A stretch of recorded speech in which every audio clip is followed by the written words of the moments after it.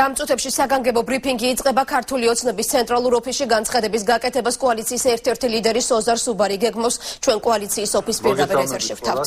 დღეს დილით დავბრუნდი შვეიცარიიდან, სადაც ჩავედი ჟურნალისტ ვახტანგ კომახიძის თხოვნით, რადგან მას ჰქონდა შემაშფოთებელი ინფორმაცია ხელისუფლების მორიგი დანაშაულებრივი გეგმების შესახებ. კერძოდ საქმე ეხება ამ ინფორმაციით საქმე ეხება მიხეილ სააკაშვილის განზრახვას, რომ არჩევნებამდე რამდენიმე დღით ადრე მოაწყოს ფართომასშტაბიანი პროვოკაციები, რათა ამ პროვოკაციებით სცადოს, რომ ხელიდან გამსხტარი და დაკარგული ძალაუფლება რამენაერად შეინარჩუნოს.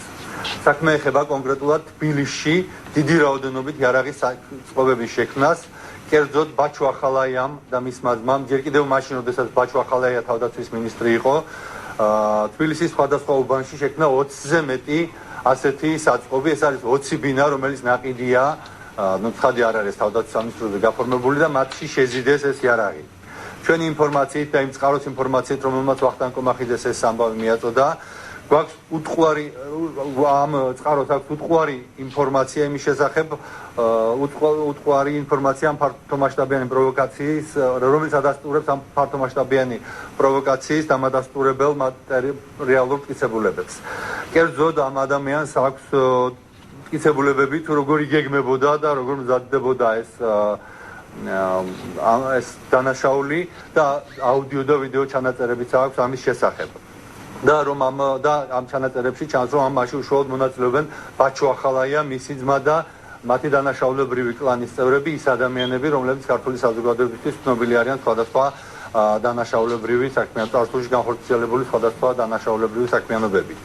ეხლა რა არის ამ ბინების შეძენის და იარაღის შეზიდვის მიზანი, ჩვენ ცხადია არ ვიცით, ეხლა ეს ზუსტი ინფორმაცია ჩვენთვის არ მოუწოდებიათ, თუმცა ალბათ უნდა ვივარაუდოთ, რომ ამ შემთხვევაში მზადდება ახალი ეს ტელესერიალები, კარგად ცნობილი, რომლებიც არაერთხელ გვინახავს ამ ხელისუფლებისგან, როგორ ამზადებენ ჭყალებში სამშობლოს მტრებიან რომელიმე ქვეყნის აგენტები, ფართომასშტაბიან პროვოკაციას, არეულობებს და ამაზე აპირებენ ახლა საზოგადოების ყურადღება გადაიტანონ, შექმნან ისტორიული ფონი არჩევნების წინ, რომ ამ ფონით რაღაცნაირად შეინარჩუნონ სცადონ ძალაუფლების შენარჩუნება.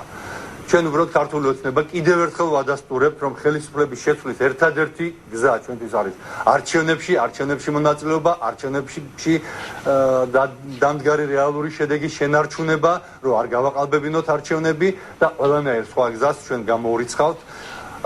ქართული საზოგადოება კარგად არის შეჩვეული მსგავს პროვოკაციებს, მაგრამ ამ ფონზე, ამ შემაშფოთებელი ინფორმაციის ფონზე კიდევ ერთხელ მოუწოდებთ სიფხიზლისკენ და ასევე მოუწოდებთ საერთაშორისო საზოგადოებას განსაკუთრებული ყურადღებით, გამადიდებელი შუშით დააკვირდენ ხელისუფლების საქმიანობას ამ დღეებში, არჩევნებამდე დარჩენილ პერიოდში, რომ გამოურიცხოთ რაიმე ტიპის პროვოკაცია და მშვიდად წყნარად მივიდეთ არჩევნების დღემდე. ეს არის ჩემი სათქმელი.